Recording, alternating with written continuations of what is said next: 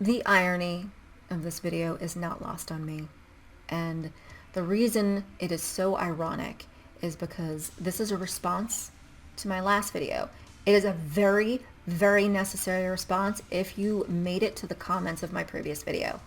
And the irony is that prior to that video, I made a video about problematic things that I'm not focusing on anymore, which I'm not, because there's a whole host of things that really irked me about the subculture, the online subculture, and the things that people would espouse, and the things that people would get on their soapbox and put out there, and it was just tons and tons of misinformation, and it pissed me off to no end. But the thing is, if things piss you off, that's one thing, but is it really worth making content about? Is it important enough to make content about if it only pisses you off? If it's problematic and that pisses you off, then absolutely. But these were things that were just, at the time, seemed so urgent. You know, you had people kind of doing these hauls and these unboxings and saying, like, this is what goth is all about. It's all about the commercialization. It's all about these things. If you don't have Killstar or Dolls Kill, then you are not a goth. And it's like, no. Because I come from, a generation where we thrifted, we did DIY, and there were things that came from the stores, like big goth brands that we loved and we wanted. And just because we didn't have them, it didn't mean that we were in any way less goth. We wanted them, and it did make us feel, in a lot of ways, kind of at a disadvantage or insignificant or a little bit less goth than we were or wanted to be. But that's what happens when you're young. That's having that younger mindset when you want to be like everybody else. You want to be like the flock, and you want to look like, these incredible goddesses that you see at the goth clubs that are able to afford this finery. So, me in my head, I remember that feeling. I remember being that kid, and I remember seeing them and wishing that I were like them and feeling like a scruffy little kid comparatively. But nobody ever told me that I was. However, fast forward to the days of the internet, and they're straight up telling you that yes, you're a scruffy little kid, and you're not a goth just because you like the music. You are not a goth because you don't look like them. And just if I, even given the way that I felt at the time, even though nobody was saying it to me, if somebody had, that would have ripped my little teenage heart apart. So to see that, I went for it whole hog. I was making content left, right, and center about the commercialization, about what it meant to be goth. It's about the music.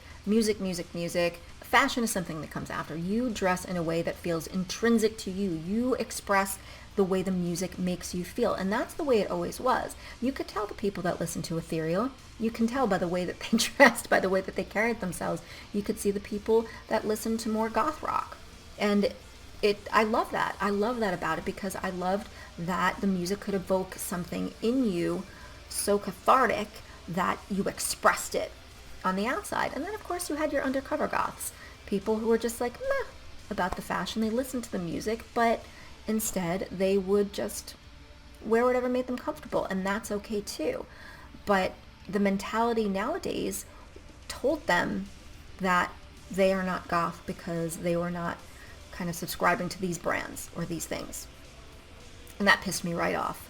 But pissing me off wasn't enough to really warrant the excessive amount of energy that I was devoting to that thing. It's important, but it wasn't worth raising my blood pressure over.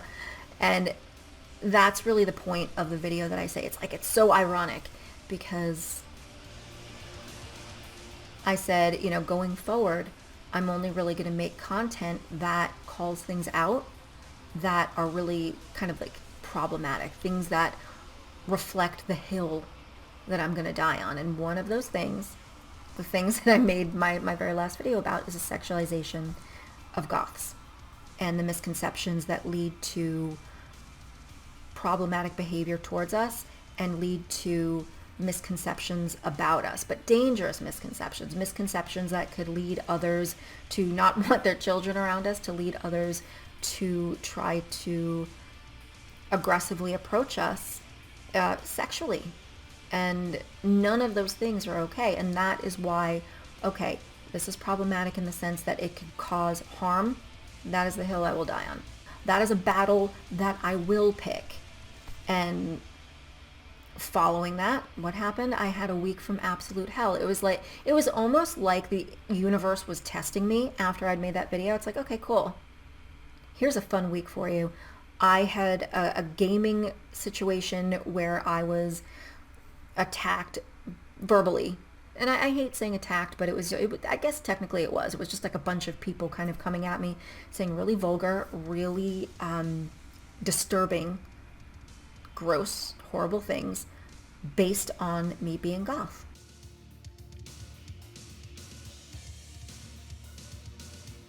I had a lot of DMs, comments from people, again, saying really disgusting, problematic, vulgar, and sexually aggressive things because I'm a goth.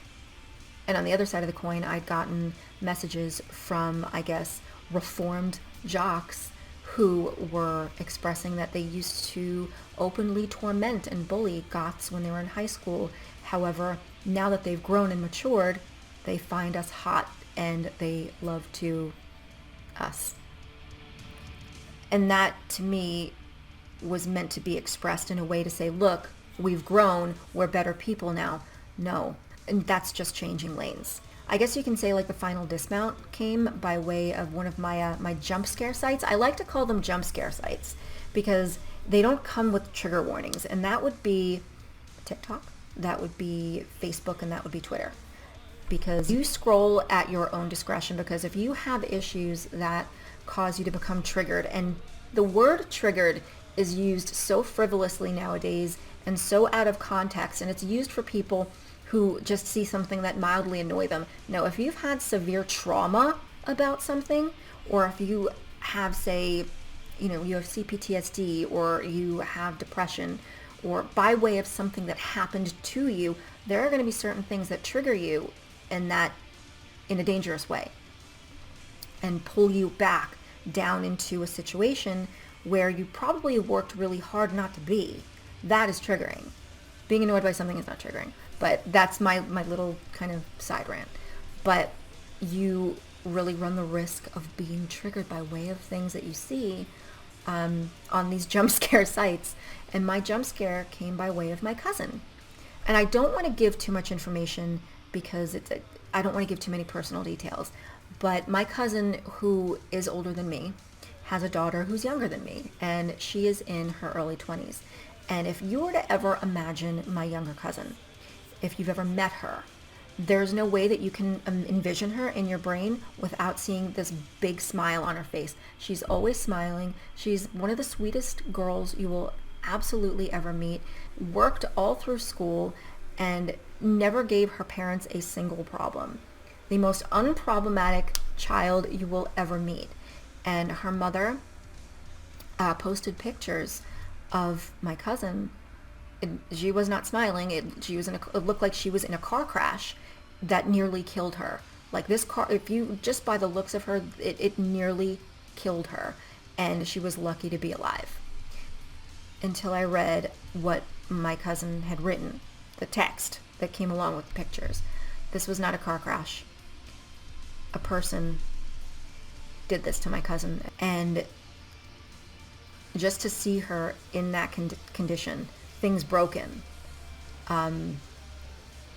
not looking at all like herself, and a person did that to her, that was the final dismount of a week from hell where I was like, nope, that's it. But I think it's really important that I highlight that I do not want to make my cousin's issue my own. What happened to her is her experience and something that she's going to have to heal from. And I just happened to see it.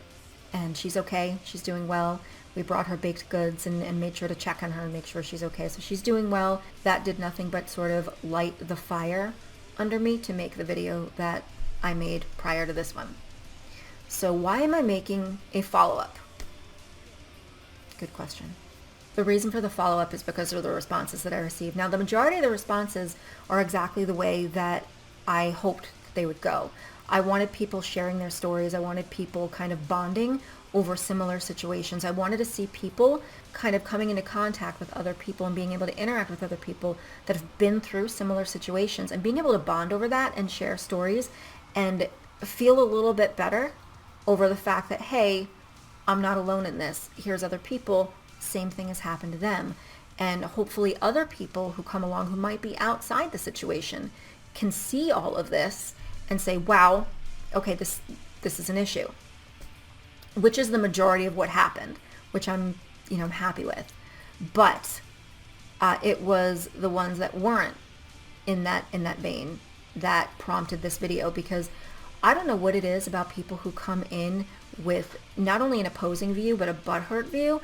They come in like a bull in a china shop, and they just want to tear down every fixture and ceramic piece and just smash it into oblivion and just set it on fire.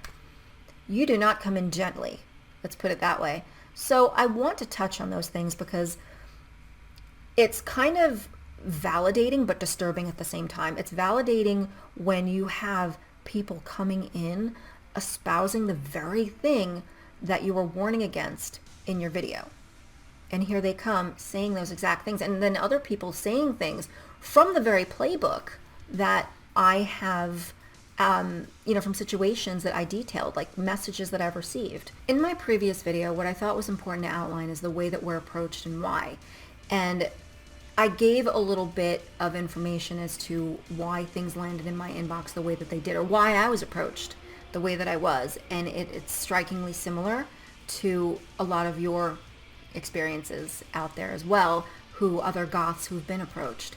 And the way that we're approached is aggressive. And the reason that it's very aggressive is because they feel that that's the way that we want to be treated. And they wouldn't approach a normal girl the way that they approach a goth girl. And the reason is it's the way that we're portrayed and perceived. And we're portrayed in a certain way because, one, the fantasies of, I guess, normie guys running a little bit wild and making assumptions about us. And,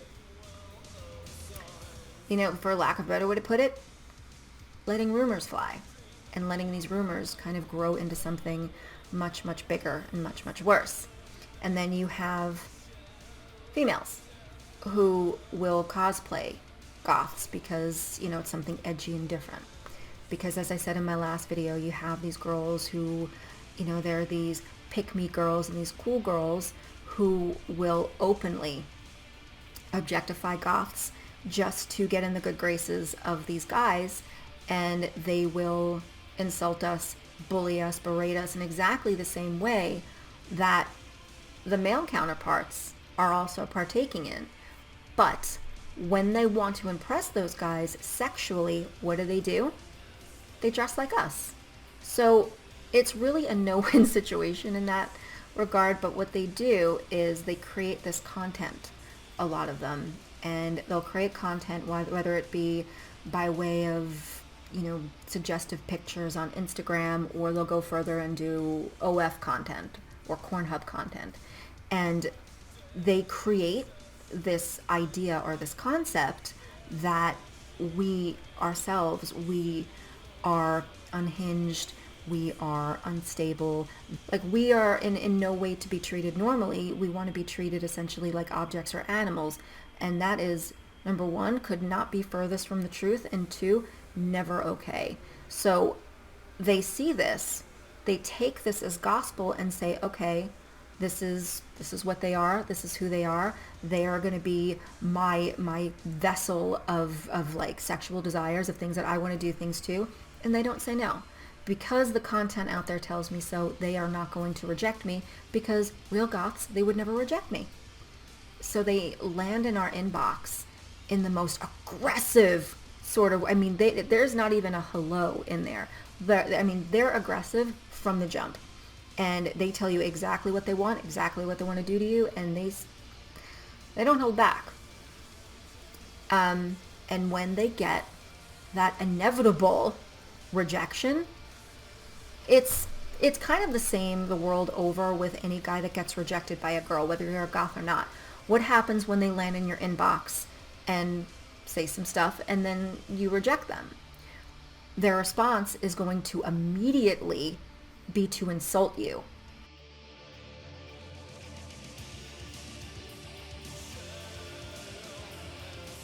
The negative comments that found their way into that video, it was a small handful of people, but the way that they enter is like a bull in a china shop, because they're big mad. Because you have taken this fantasy that they have, and not only have you not lived up to that fantasy the way that they've built it up in their mind, but you've gone that extra step further and told them no. Because here they are, they're feeling entitled to you because that's what the internet told them. And you have essentially said, no, you're not.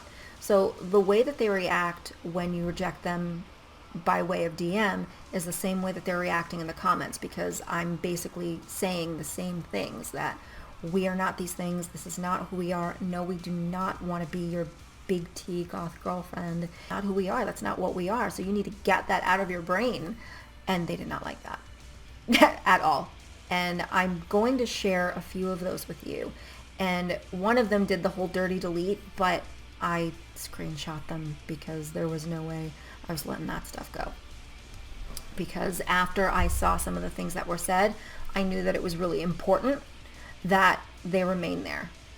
It's interesting that when you say these things and you kind of speak your truth and you want to outline these things as problematic and you want to speak to a group, and they are so riled up that despite the fact that they're proving you right, they genuinely cannot help themselves but to land in your comments and basically rattle off everything from the playbook that is in the video that that I said.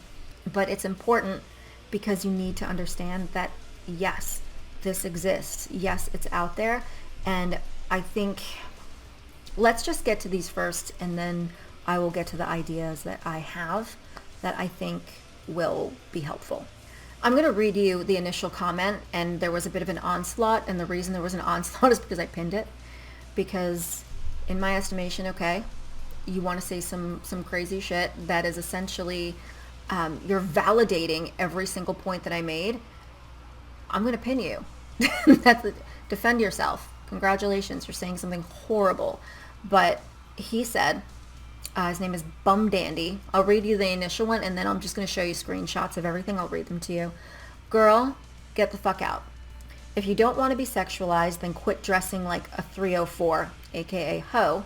Women these days are out of control, entitled, and goofy. Imagine the commitment to tormenting and harassing girls online sexually to the point of having to call them things like a hoe, but you clearly have suffered the repercussions of that, so you have to come up with a code in order to continually insult them and try to avoid said repercussions. So if you don't want to be sexualized, then quit dressing like a hoe.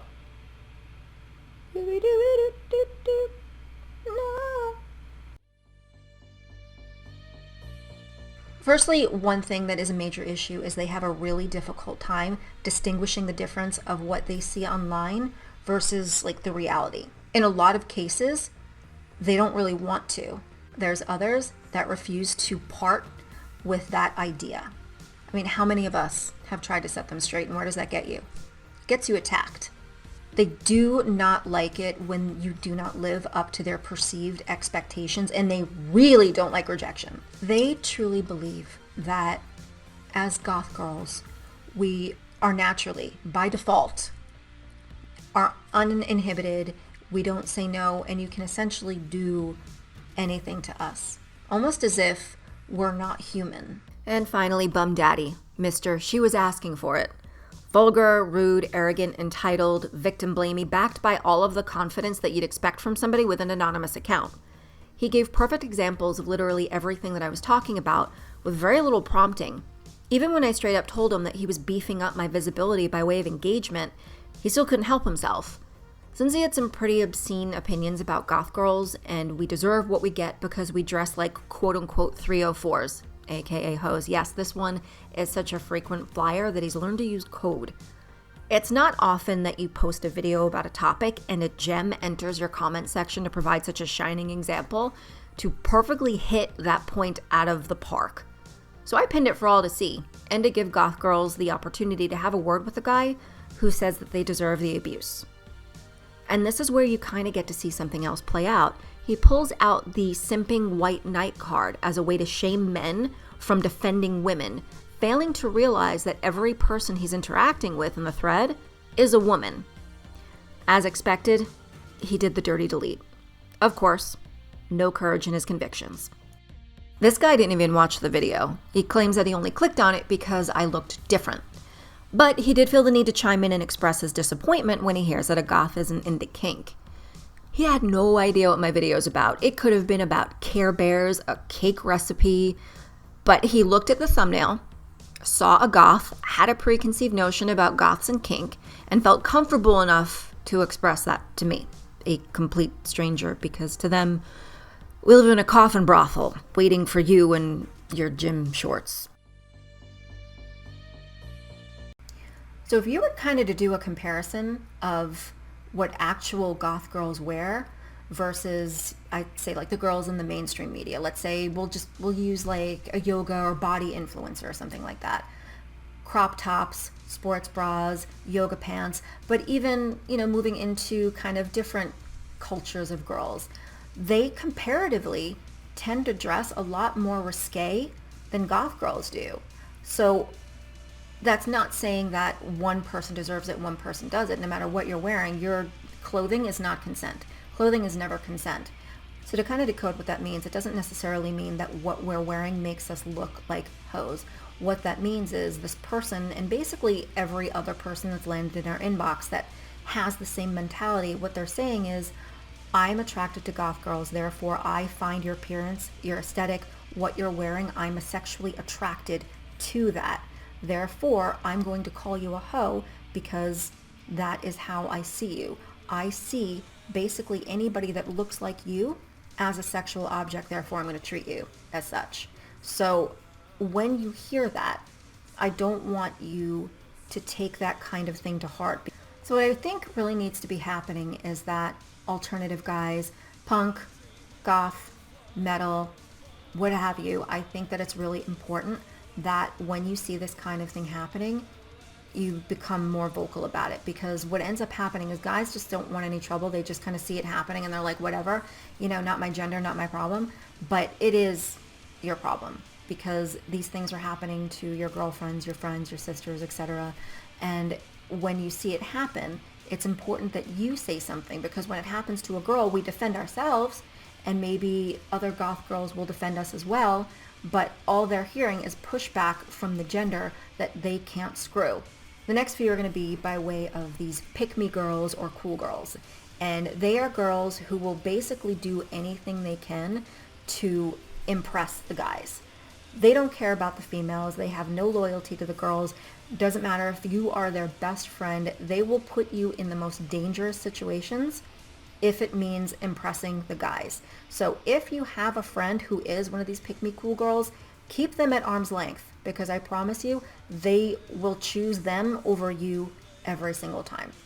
I wanted to kind of liken it to a situation that I'd been in when I was in high school and I first really got involved in the subculture. And it was really more when I got involved in alternative, and I was just kind of leaning into goth and getting involved in goth. And I was very, very new, like maybe less than a year new.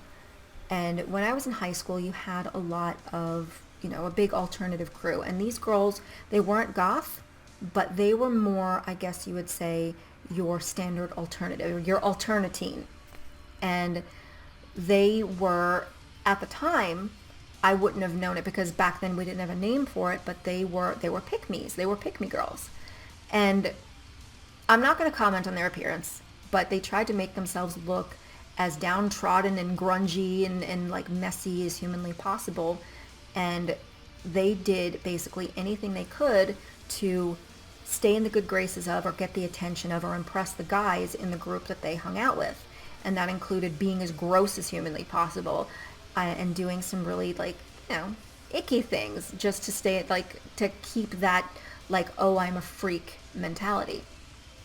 And that included making fun of a lot of other girls and bullying other girls in front of them. And when I was new in the subculture and I was still really getting involved in alternative, there were these girls who would kind of outwardly say, oh, you're not a freak, you're not a real freak, you're too pretty to be a freak, you're a princess, you're all of these things. Because physically, even though I dressed alternatively, I listened to alternative music, but I was basically, coming out of I was a teen model. I got involved in being a teen model as I was like 12 years old, and from like 12 to, 14, that's what I was doing. So what they did was they would consistently try to make me feel as if I wasn't part of the group, the culture, the music, or any of the things that felt like home to me. And it was simply because of my face, because of what I looked like. It didn't matter the way that I dressed or the music I listened to. It was because I was conventionally attractive, then I couldn't necessarily be part of any of the things that made me, like the very thing that made me finally feel at home. I couldn't be part of that because I was deemed conventionally attractive. And, these pick-me girls would consistently just, they'd pick away at you, they'd see you, and they'd call you a poser, they'd call you a cheese, they'd call you all of those random things, but it was all by way of staying in the good graces of these guys. And because they were so insecure in themselves, and obviously these are not things that you see when you're younger and you're new to the subculture, which is why I think it's important to point this out now, because there are a lot of you who are young, and seeing this now as an adult, and also seeing this, if I would have seen this behavior or these comments when I first got into the goth subculture, like first started going to the goth clubs, I'd have laughed. Because you went to goth clubs back then. You go in the early 90s, you were seeing just such an array of different people and aesthetics and just different things in general. And you saw a lot of beautiful, beautiful girls, goddesses, of every like kind of aesthetic that you can possibly imagine. They would either look quite post-punk, they had that kind of 80s look about them, or they would be quite romantic in appearance. They would be ethereal in appearance, but they were very much part of the subculture. And to read the following comments that I'm about to show you, it's quite the contrary. Now, it's important that you note that this is not coming from a goth. It's way worse than that. It's way more contradictory, and it is the epitome of a pick-me. And I'm going to show you why. So as far as the women are concerned, they're bullies. They are bullies. They will criticize you right down to your cuticles. But they also kind of hold to the same concept that they firmly believe that our outward appearance, the way we dress, the way we carry ourselves, even our subculture, is nothing more than a sexual display. This one is the most bizarre of them all, I think, but it does perfectly outline the hypocrisy and the dangers of the pick-me girl. She claims that myself and all modern goths are not in fact real goths because we're too attractive. We are in fact fake goths because we don't adhere to her idea of what goth is meant to look like, which is quote-unquote ugly and scary, often using Beetlejuice as an example. That part's important. Furthermore, we deserve all of the unwanted advances and any other potentially harmful things that might come our way because we've brought it upon ourselves by making goth pretty and attractive to the opposite sex. Ready for the hypocrisy? If you check her YouTube channel, it's devoted to an OF page that she participates in and promotes, featuring e-girl twins that use the goth look and hashtag. And as you probably surmised, they do not fit the Beetlejuice criteria. But what is the very first thing these women do when they're trying to spice things up? And they dress like us. But buying into a stereotype and perpetuating it, something that's so damaging to your fellow female, going that extra mile by cosplaying us minutes after you had told us to go and bleed. This final one is unhinged and coming from a place of severe butthurt, once again, not a goth. So that is the running theme here between all of these commenters and all of these people that have these issues, who have taken extreme angst and this like aggressive approach toward being told that they're not entitled to the thing that they want, and that is basically goth girls. And their approach, we're all different, it comes from the same place. And it's important that when you see it, you recognize it, and you see it as the red flag that it is.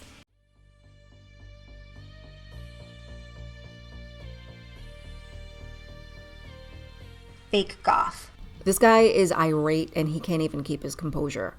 This is the kind of tantrum that we're all used to seeing when we don't live up to the expectation and then reject them. This is the scene that unfolds in our inbox. He went straight to the fake goth angle almost as if predicted. But they buy into and they cling to the public fan fiction of the subculture so hard that when you put out a message that tears that image down, they kind of lose it, as you can see. By the way, I got curious and I found his Facebook page because he's claiming to be a goth, but he's not a goth. He likes ravens and skull graphics, but he's definitely more of a ICP corn kind of guy.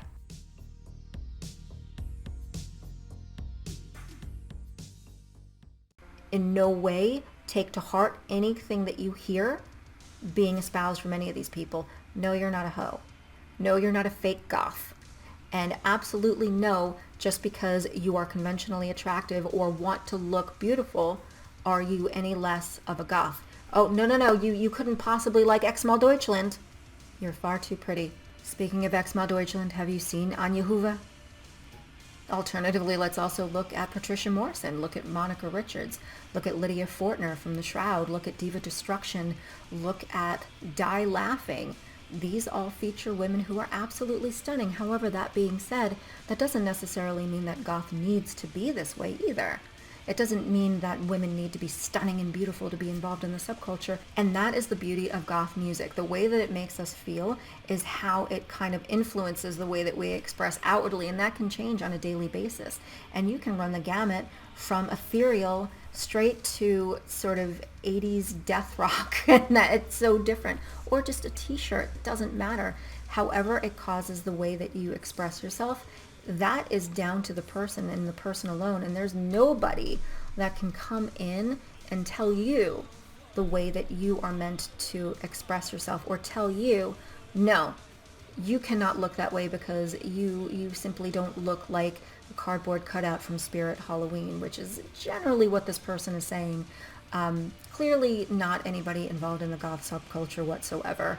And it's obvious. So that's what I hope the takeaway is to a lot of you younger goths out there. Should you see some jackweasel like this running around saying something like that, take it where it's coming from. As disturbing as the comments were that I got from the guys, it was also validating in the sense that it really drove the point home, and it gave perfect, clear examples as to what I was talking about. Like, one of the things that I had mentioned to the guy, one of the guys, Bum Dandy, when he said that I was pinning his comment so that people could simp and white knight. Mind you, every single person that was commenting in response, they were all females defending themselves, because he had essentially said that we deserve whatever we get because we dress the way that we dress. And that's simply not okay. You do not victim blame. The whole she deserved it because look at what she was wearing shtick, that's not going to fly.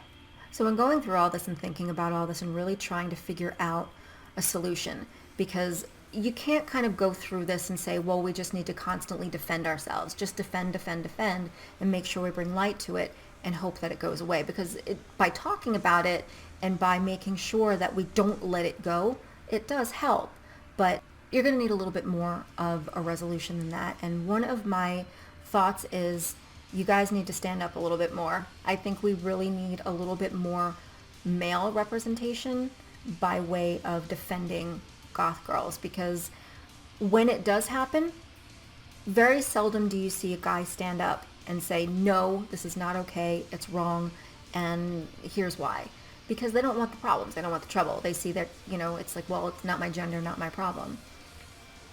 I'm having so much trouble understanding the nature of the internet nowadays, because it's such an amazing tool, but it's also such a destructive force at the same time, because it's caused people to become so emboldened to treat people in such a negative way because they don't have to have the consequences of seeing that person's face. You know, you don't have to, you're not face to face with this person. You're not in the same room. So you can feel so confident and so emboldened to just say something so dark and cold and cruel to somebody, but you don't have to worry about any of the repercussions that follow that because you're not looking at the person. You're not even identifying them as a person half the time. They're just words on a screen. So in the end, I don't really know what the proper answer is. I don't know what the correct solution is to be able to at least, I mean, can it be stopped? No, because you're seeing a lot of people now who are able to make money off of the goth hashtag. The best thing we can do is help people make the distinction between the fantasy and the reality of it, and that what they're seeing by way of the content that they're viewing isn't necessarily the truth. It's not real. And hope that it'll sink in. But I don't know. I don't know what will come of it. I know I probably seem like I'm absolutely exhausted, and I am. I'm emotionally, I feel like I'm exhausted over this because it's a lot. Like I said, when you are willing to kind of take on a topic that will raise your blood pressure, it damn well better near be worth it. And it is something that definitely helps pique my anxiety, which is not good, but if you're going to get stressed out about something, it may as well be something important. And this is one of those things. This is definitely one of those things. And I want you to realize that this is a problem. If you're not in the subculture, outside the subculture, it's important that you see it and realize that yes, this is a problem. This is something that does happen, and maybe stand up for someone when you see that they're being sexualized or they're being bullied because of these various misconceptions that are out there about us, which 98% of them are not true. And remember, please do not be afraid to speak your truth, because for every truth that you don't speak, you give everyone else on the outside more paint, more brushes, and more canvas to paint you in whatever light they deem fit, whether they're right or wrong. Till next time, guys. Bye. No.